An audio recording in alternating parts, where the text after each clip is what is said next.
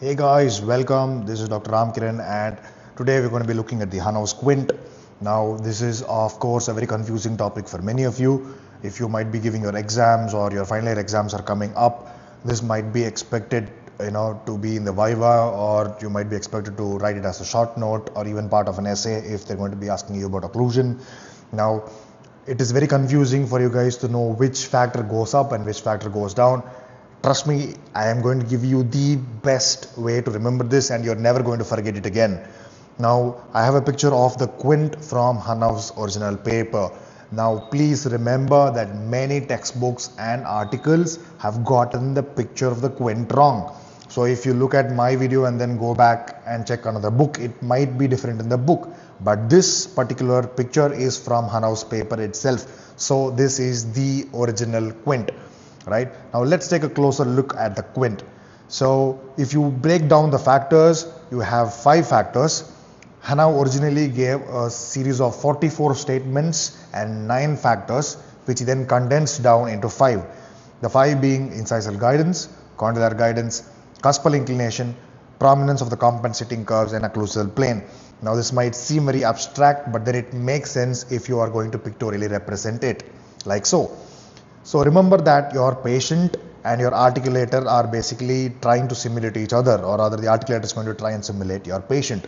Now, if I'm going to put all the factors onto this picture, the condylar guidance of course is going to be near the condylar elements of your articulator, which is basically what I'm trying to simulate for the patient.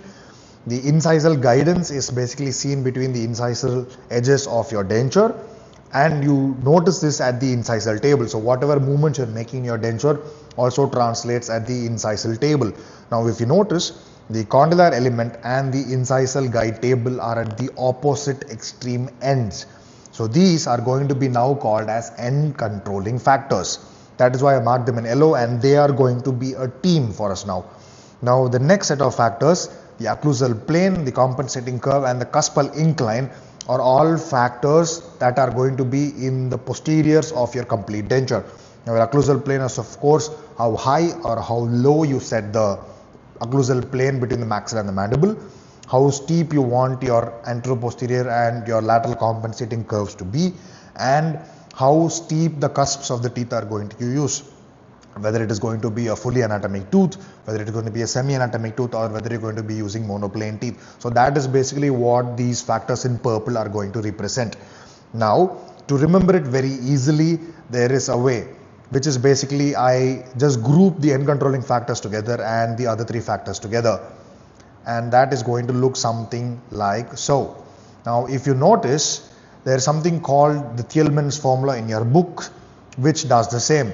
It basically groups condylar guidance and incisal guidance together in the numerator, and the occlusal plane, the compensating curve, and the cuspal incline together in the denominator.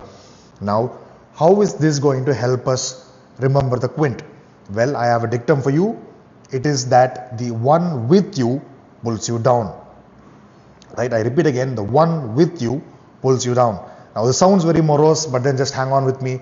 Let's just jump into the picture of the Quint, and I'm going to tell you how this works. Now again, before we go on, just remember the condylar guidance and the incisal guidance are together, they are a team, whereas occlusal plane, compensating curve, and cuspal incline are together and they are going to be a team. So take a picture of the segment of the Quint. So the Quint is like a petal, right? So I've just taken one petal, and we are going to now look at the inclination of the condylar guidance, right? Now, with the big solid arrow mark leaving away from the center, it means that there is an increase of the condylar guidance, right? Now, if you remember the dictum, the one with you pulls you down, right? The one with the condylar guidance is going to be your incisal guidance. That is what the formula says. Now, if you notice, when the condylar guidance goes up, the incisal guidance goes down, whereas all the other factors in the denominator, that is the plane, the cuspal incline, and the compensating curve, all go up again.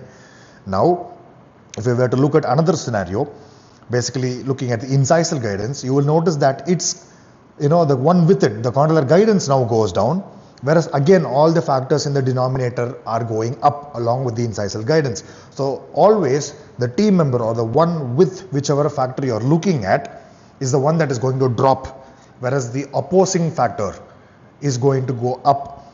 right? Now let us look at another one for the denominator for the example. So if I'm going to take the plane of orientation, for example, if you notice, when the plane is going up, the ones with it, which is basically the curve of the compensating curve and the cuspal incline, are going to go down, whereas the ones on the opposing team, right, the condylar guidance and the incisal guidance, are going to go up along with the occlusal plane.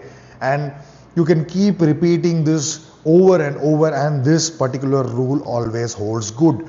So go ahead, apply to the entire Quint, and always remember it and never make a mistake. Stay tuned for more prostho updates, and let me know in the comments about what you want next. See you guys.